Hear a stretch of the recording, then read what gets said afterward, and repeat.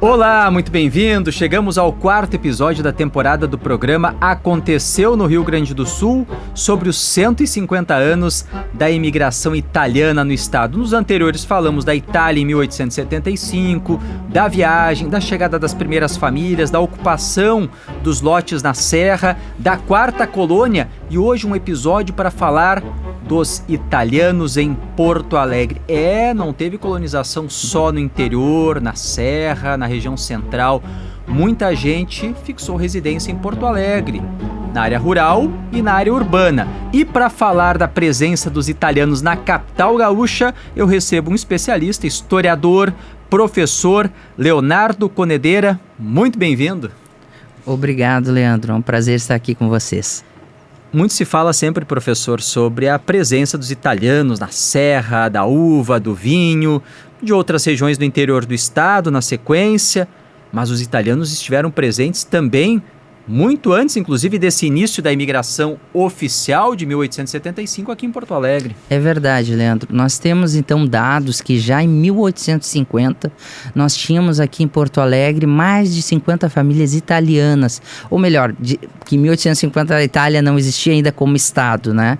Mas era a presença de pessoas de origem da Península Itálica, que residiam aqui, então, do reino do Ducado da Toscana, do Reino das Duas Sicílias, do Reino de Sardenha. Nós temos isso através da Cúria Metropolitana, que tem os seus registros de casamento, batismo, né? Então, ali é uma das fontes que nós encontramos esses dados, né? Imigração avulsa, sem incentivo governamental. O que nós chamamos muito na historiografia temos dois tipos, a imigração dirigida e a imigração espontânea. Então, nós chamamos essa migração espontânea. Isso, que foram justamente migrantes que tinham um projeto migratório. Eu, particularmente, obviamente a história é uma ciência do particular. Então, cada família, cada período historiográfico tem as suas peculiaridades. Mas acredito que é sempre importante ver os eventos assim, como foram exitosos a imigração. Por isso que nós falamos ainda hoje de tantos aspectos da migração italiana, né? Porque a gente tem várias famílias, setores que se desenvolveram com a participação de imigrantes, né? E no caso, a gente tem essa presença precoce, já em 1850 em Porto Alegre, e que foi recrudescendo com o tempo, né? Tanto que a gente tem quando trabalha com a migração nos centros urbanos, a gente tem que ver a migração como um processo diferente da colonização.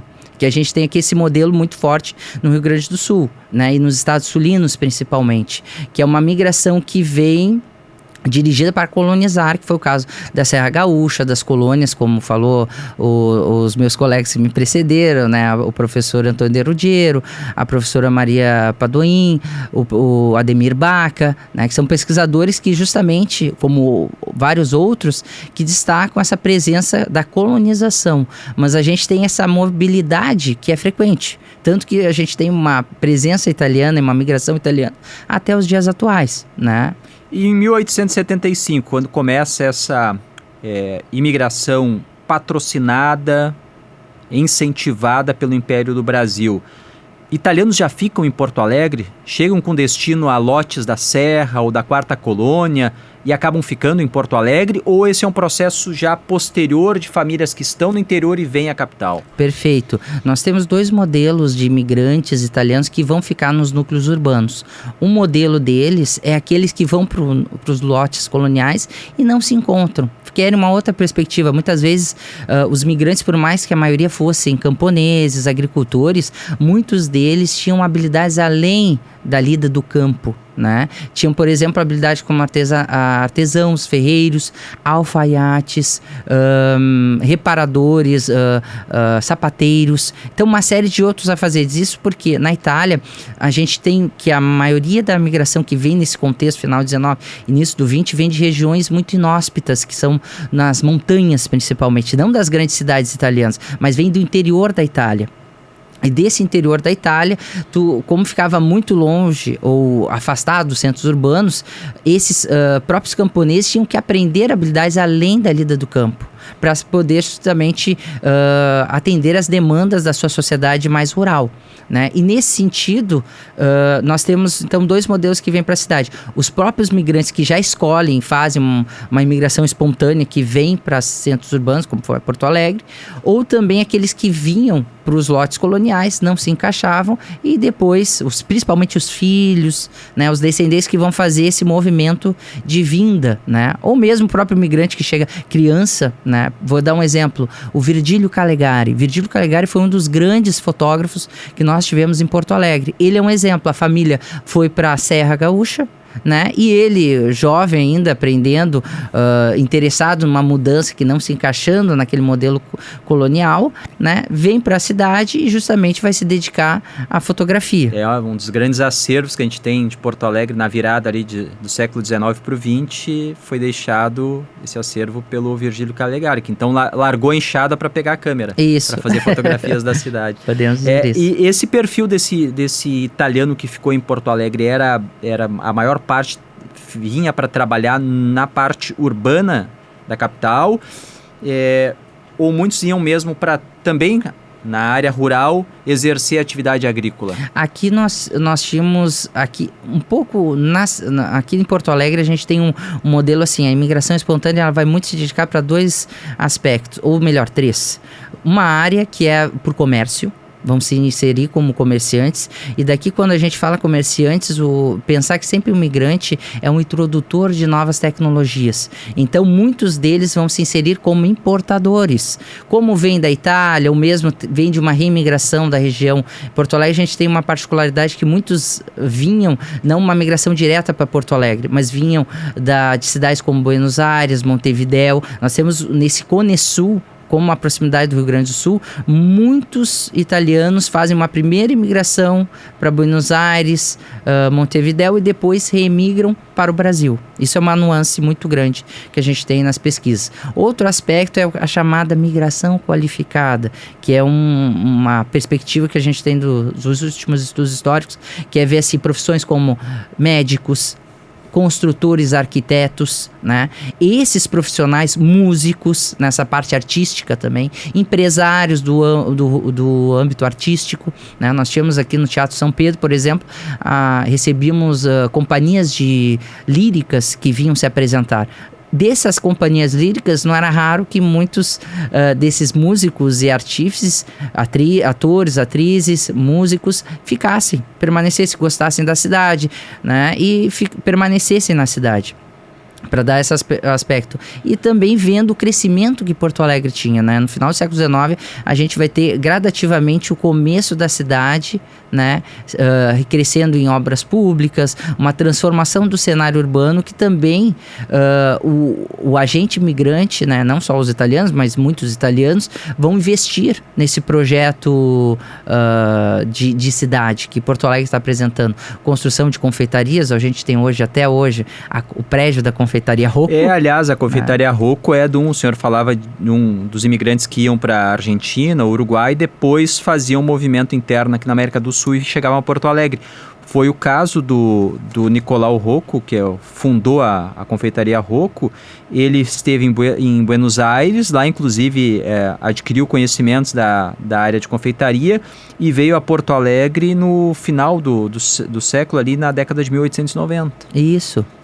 Né? Não, e fora o investimento, né, do Rocco de fazer uma obra daquela monumentalidade que a gente tem até hoje, né? Infelizmente não sendo mais usado, mas vamos pegar desde o início, o prédio se inaugura em 1912, né? Uma obra que leva 3 anos para ser executado aquela elaboração do prédio, que faz parte também das mudanças urbanas. A gente tem o José Montauri, que vai ser o intendente de Porto Alegre, do final do século XIX, 1897, até 1924, quando assume Otávio Rocha, que é conhecido como o intendente remodelador, né? Porque ele vai continuar muitas reformas do Montauri, né? E a Confeitaria Rocco, ela é de 1912 e ela fecha um pouco desse projeto de cidade, né? E vai ser uma confeitaria muito frequentada pela comunidade, não só italiana, mas toda porto-alegrense, né? Principalmente até a década de 50, né? Rocco não deixou descendentes como filhos, né? Mas sim familiares que herdaram a confeitaria, né? O senhor falava aqui sobre as principais atividades, citou o comércio, daí citou depois os profissionais qualificados, engenheiros, mas a maior parte dos italianos era comércio e o senhor ia citar mais dois.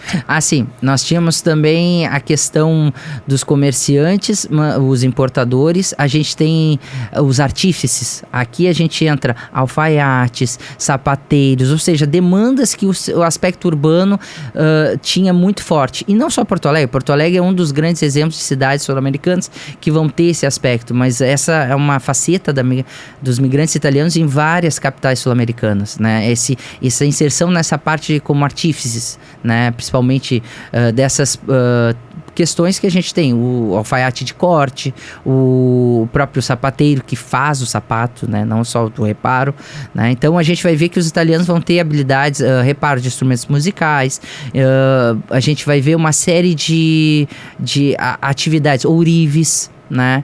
Então, é uma tradição assim italiana de alguns segmentos que eles vão buscar na migração um espaço. E um outro aspecto também, a gente tem os agricultores. A gente tem na parte zona sul da cidade, que a gente tem até a rua Vicente Montedia, que relembra um migrante que tinha um projeto na zona sul, que era a zona rural.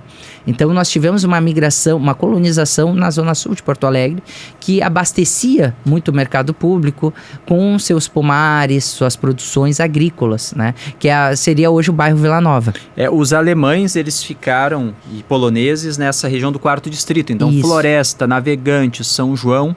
E os italianos se concentraram onde hoje nós temos os bairros Vila Nova, Teresópolis, nessa área da zona sul da cidade. Mas também na Cidade Baixa.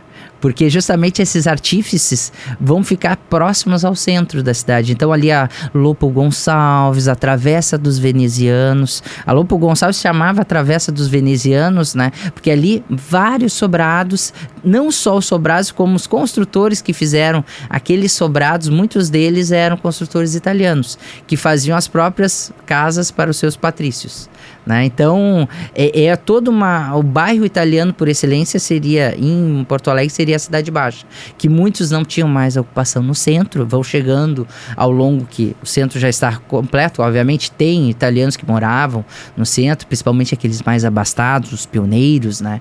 A gente tem, por exemplo, em 1877, 2 anos do nosso festejo, 1875, já a instalação da primeira sociedade italiana em Porto Alegre, que é a Sociedade Italiana Vittorio Emanuele II, em homenagem ao primeiro rei da Itália, né?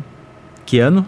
1877, ela é fundada. 77, logo depois da imigração oficial aqui, que é quando 75. Tem os grandes fluxos, né? Porque são praticamente quem inaugurou essa associação foi justamente esses pioneiros, né? Essas primeiras famílias que chegaram, que foram, né? Porque a migração não começa a partir de uma data específica. A colonização, sim, mas com o projeto em si instaurado. Uhum. Mas a gente tem uma série de italianos que estão, né, no comércio de cabotagem, que era muito famoso em toda a América Latina, e que vão conhecendo as cidades, principalmente centros urbanos do Rio Grande do Sul, centros urbanos sul-americanos, né? E vão chegando em Porto Alegre muito, né? Essas primeiras famílias a gente pode dizer que são muito vinculadas a Garibaldi, né? Garibaldi que combateu na Revolução Farroupilha, né? E seus correligionários, né? Muitos deles chegaram, né? E vinham para Porto Alegre muito dessa lembrança. Posso lembrar um outro exemplo.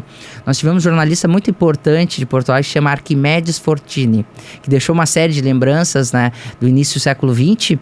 E o Arquimedes, ele era filho de um imigrante italiano, que era Ranieri Fortini, né, que era um marmorista da região da Toscana, que era um garibaldino. E ele vem para Porto Alegre justamente, ele não vem inicialmente para o Brasil, para Porto Alegre, ele vem para Minas Gerais e depois ele faz uma remigração para o Rio Grande do Sul, né? E o Arquimedes, ele nem nasce aqui, ele nasce em Argel, né? E depois fazendo ainda criança, vindo com o pai, né? Justamente nessa vinculação que a gente tem dos imigrantes em si, falarem, né, se comunicarem. Então ele sabe que o mercado em Minas tem uma presença italiana importante, depois ele vem para o Rio Grande do Sul e Porto Alegre nesse sentido está nesse rol, né? Muitos que vêm para Porto Alegre justamente são imigrantes que sabem, têm informações das suas núcleos coloniais, Porto Alegre tem uma comunidade italiana, lá é possível se inserir, porque a gente tem as dificuldades linguísticas que são da época, né? Então o imigrante quando chegava, ele tinha muito mais facilidade se ele tinha justamente os seus patrícios, e muitos deles vão contar com esse apoio da coletividade local. Aqueles que chegam, prosperam, acabam sendo um incentivo para os que estão lá pensando, olha, vou sair da Itália e estou procurando um rumo, qual vai ser o meu? Porto Alegre. O próprio, esse êxodo, mas essa migração que a gente tem de Buenos Aires, Montevidéu, é justamente o momento assim que muitos foram para lá, numa perspectiva que achavam que ali o mercado seria melhor, e vêm para o Rio Grande do Sul, para Porto Alegre e outras cidades ali na região fronteiriça do estado com a Argentina e o Uruguai, em virtude justamente crises econômicas na Argentina e no Uruguai e uma possibilidade de melhor mercado aqui no Brasil.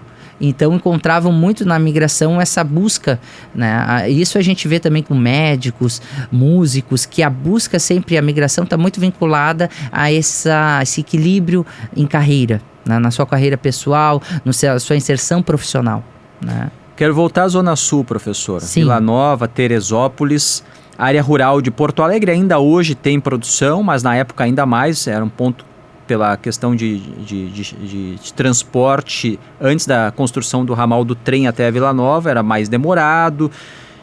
E quando eles chegaram lá, eles também ali colocaram as suas casas, fizeram suas plantações e daí surge produção de uva e vinho.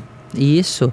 Não, a gente até hoje tem vinícolas urbanas que é muito dessa tradição, né? Na Itália, os camponeses ou mesmo, hoje a gente tem, a Itália é um dos países com maior produção de vinho, né, no mundo, né? E tem uma grande qualidade, são mais de 350 espécies de uvas, né? Vitinho, que a gente chama em italiano, que são vinhas específicas para a produção do vinho, né? E essa tradição é trazida para cá pelos imigrantes, tanto que a gente tem uma série, os vinhedos no norte da Serra e mesmo aqui em Porto Alegre, de produtores locais que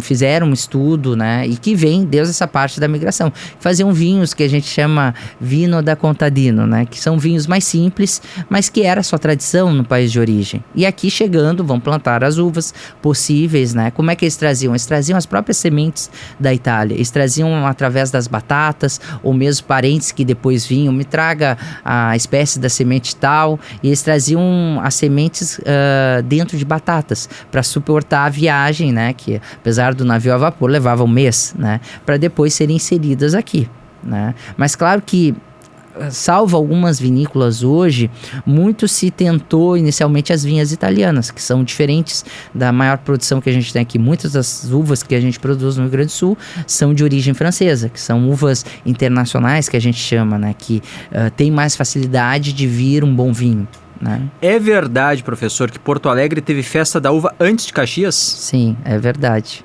Tanto que as primeiras festas são ali da década de 30, na Vila Nova, né? Que a gente tinha esses festejos, a própria banda municipal. De 30 lá em Caxias, né? 1931 Isso. Foi Caxias. Aqui, começa a primeira antes. Festa foi, até encontrei a notícia da exposição de uvas, foi assim apresentada a festa no dia 26 de janeiro de 1913. Não, porque era uma tradição também de se apresentar essas feiras, né? Principalmente da produção, fazer, como a gente hoje tem a festa do pêssego, né? Naquele período a gente tinha justamente festas, né? Que viessem ao encontro da grande produção, né? Fazer parreiras, né? Até porque muitos desses colonizadores da Zona Sul ali, muitos vinham do norte da Itália, vinham da Lombardia, Vêneto, né? Alguns poucos do Piemonte, Trentino, Alto Adige, né, que são regiões mais norte da Itália e que tinham essa aptidão mais como camponeses, né, de incentivar, e que era uma demanda que Porto Alegre também precisava, de ter uma produção local, os espaços, né, desenvolver a cidade na região sul. Esses italianos que aqui se estabeleceram sempre numa cidade maior, é mais difícil de manter tradições do que numa cidade menor.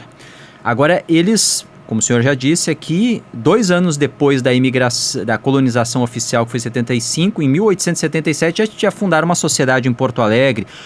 De que forma eles se organizaram para preservar suas tradições, seus costumes? Eu sei que ainda tem muitas entidades de origem italiana na cidade, por exemplo, a Sociedade Italiana do Rio Grande do Sul, que fica ali na rua João Teles, no Bonfim, é lá do final ainda do século XIX, 1893, quando surgiu como Sociedade Bela Aurora. Como foi essa organização dos italianos para preservar essa tradição, os costumes locais? Muito bem, Leandro. Nesses aspectos do associativismo, era muito importante. Vamos pensar, a gente não existia previdência social naquele contexto, nem para os brasileiros. Então, as associações, elas foram sendo criadas justamente pelos imigrantes na medida em que, não só os italianos, outras comunidades étnicas também se organizaram em associações para justamente manter o hábito da língua, escolas. A Bela Aurora, por exemplo, que você citou, ela te notabiliza justamente disso, de formar uma associação e que viabilizasse um ensino do italiano para os filhos dos migrantes, para eles se manterem ainda muito vinculados à língua da origem dos pais, né? Até por serem italianos, porque até hoje a Constituição italiana reconhece quem filho de italiano é. Né? Mesmo aqueles nascidos no Brasil, mas para justamente manter esse vínculo com o país de origem dos seus pais. Então, escolas italianas vão sendo desenvolvidas nessas associações, núcleos de esportes que tinham, por exemplo, o remo, a prática do remo, a boccia, né, que é a bocha, que é uma tradição italiana, um jogo que começa, que vai ser muito difundido nessas associações. Também, principalmente, essas associações nascem de uma ideia de mostrar essa força, vinculação comercial, né, vincular amigos e regiões, né, algumas associações nascem de uma região específica. Por exemplo, nós temos uma comunidade muito grande de calabreses em Porto Alegre, né? Principalmente da cidade de Morano Calabro. Eles vão fundar em 1920 uma associação Moranese Unite, que é uma série de empresários de calabreses de Morano Calabro que fundam uma associação deles. Por que tanta gente dessa cidade, tantos calabreses vieram a Porto Alegre? É o vínculo, como você mesmo já comentou, que a migração é o motor da própria migração, né? Então, muitos prosperaram e muitos trouxeram seus parentes, assim, na medida que havia dificuldades, né? Eu não sei se muitos conhecem, mas Morano Calabro é um município pequeno, hoje tem 4 mil habitantes, uma média, e uma comunidade aqui em Porto Alegre de quase 30 mil entre imigrantes e descendentes. Tem muito mais gente aqui do que lá. Isso. E o que acontece? Mas não só Morano tem vinculação com Porto Alegre, tem com a Colômbia também. Tanto que é um dos primeiros gemeládio, que é as primeiras cidades irmãs entre Porto Alegre e Morano Calabro. E Morano Calabro, o que acontece? Muitos que não queriam mais, ou queriam novas perspectivas, tinham muitas vezes um tio, um parente, um amigo que já tinha feito a imigração, que prosperou, né, e que voltavam. O caso dos moraneses, a gente tinha muito uma migração pendular também, que é uma migração assim, o imigrante vinha, trabalhava 5 anos, voltava para Morano e ficava 1 ano. Porque alguns deixavam as próprias famílias em Morano e ficavam nesse migração que a gente chama pendular, entre o Atlântico. Alguns fizeram 5, 6 viagens ao longo de 10, 20 anos, né? Por exemplo, tinha um comércio aqui estabelecido, tinham a sua vida, os seus ganhos no Brasil, em Porto Alegre. Enquanto a família, a esposa, os filhos ficavam, principalmente os filhos menores, em Morano, se correspondendo por cartas, mandando remessas de dinheiro para os parentes se proverem, né? E nesse sentido a vinculação se mantinha. E muitas vezes era comum um migrante que aqui estava prosperando assim: o Giuseppe, tu vai para Morano? Então leva a minha remessa, leva a minha carta. Então havia essa correspondência, essa fratelança, essa fraternidade entre os migrantes, de se ajudarem. Muitos eram parentes, vínculos de compadrio, que é o que vai fortalecer essas associações, ou seja, ser compadre um do outro. Então vinculando cada vez mais as famílias, não só por casamentos, né? No caso dos calabreses tem uma cultura muito interessante, que não é só aqui em Porto Alegre, mas em outras comunidades calabresas espalhadas na Austrália, Canadá, Estados Unidos, Argentina, uma tradição de uma cultura endogâmica. Então, casamentos entre membros da mesma comunidade. Então, assim, casamentos de famílias que vêm do mesmo município de origem ou da mesma região. Então, casavam entre si. Isso fortalecia mais vínculos culturais, essa relação com a cidade de origem. É muito comum. Até por essa necessidade de um local de imigração se reconhecer, encontrar os valores da sua terra de origem. Aqui nós falamos de italianos, já daí numa Itália já unificada, que vieram de povos do norte e povos do sul. Isso. Eles aqui se identificavam todos como italianos e irmãos ou tinha muita rivalidade? Muito bem. Existiam as rivalidades, obviamente. Essa distinção norte e sul, até hoje na Itália também é muito destacado, norte, o sul mais agrário, o norte mais, digamos, industrial, mais progressista, né? Que foram questões vinculadas também à unificação italiana, né? Desenvolvimento diferente, ideias, projetos que se desenvolveram na Itália. E aqui se trouxe essa rivalidade, né? Então a gente vai ter às vezes associações que são mais entre os italianos do sul da Itália, outras que vão ser mistas com italianos do norte e do sul, que aqui se congregavam bem, em certa medida. Mas claro, algumas rivalidades sempre existiram. Aqui até em Porto Alegre eu vejo muito uma pouca animosidade. A gente vê mais essa diferenciação norte e sul, principalmente em São Paulo, né? Mas aqui a gente tinha, por exemplo, nós também pesquisamos processos crimes antigos, os historiadores, e algumas tensões a gente às vezes encontrava entre imigrantes de regiões diferentes, brigas, né? Principalmente em bar, em momentos que a pessoa perdia o senso, né, do raciocínio lógico. Falava um pouco mais alto do que o normal, já mais gestos de mão e a coisa ia para vias de fato. Verdade. Professor, eles falavam o mesmo idioma? Esses italianos de diferentes regiões falavam o mesmo italiano ou eram dialetos? Muito bem. Muitos que vieram, não é que não falavam italiano, mas falavam um italiano que a gente chamava provinciale, que é da província, né? Tinham acentos muito característicos de cada região da Itália, né? E muitos, obviamente, falavam o dialeto, seu dialeto nativo. Por isso também essa, não normalidade, mas uma tendência maior a eles se fecharem em grupos menores. Pela origem. Pela origem, porque falavam o mesmo dialeto, tinham uma cultura semelhante, porque a Itália, a gente pode dizer que é um país que se reconhece na sua diversidade, porque como antes da unificação italiana a gente tinha vários reinos diferentes, né? Com culturas, então às vezes uma influência grega, uma influência árabe, uma influência normanda, uma influência austríaca, principalmente dos Estados do Norte, uma influência espanhola, no caso do sul, do Reino das Duas Sicílias. Então a gente vai ter uma Itália que ela se forma justamente dessa diversidade cultural, né? Falando já de um processo migratório mais recente, inclusive o senhor fez pesquisa sobre o assunto, tem o livro Do Mediterrâneo para o Sul do Brasil, a imigração siciliana e italiana no pós-guerra em Porto Alegre, 1946-1976. Aqui a gente já está falando depois da Segunda Guerra Mundial, inclusive os pracinhas brasileiros estiveram combatendo lá na Itália, então o Brasil foi rival da Itália durante a guerra e teve muito italiano que veio para cá depois para ter uma vida nova depois da Itália destruída. Perfeito.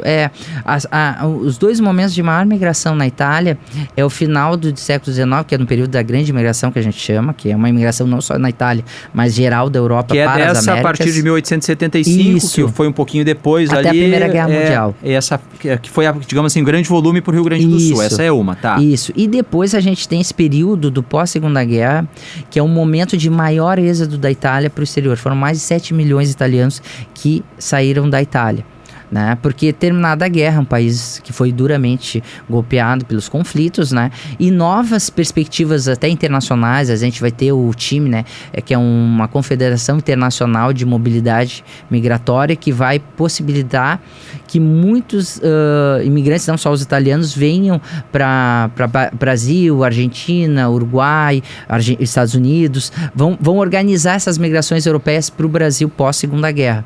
E nesse sentido, muitos italianos vão também buscar e no caso de Porto Alegre específico, a gente vai ver a reativação dessas redes dos italianos que aqui estão e que têm os seus parentes na cidade de origem que sofreram duramente com a guerra, né? E que buscaram, na época, a legislação brasileira tinha duas formas de imigração.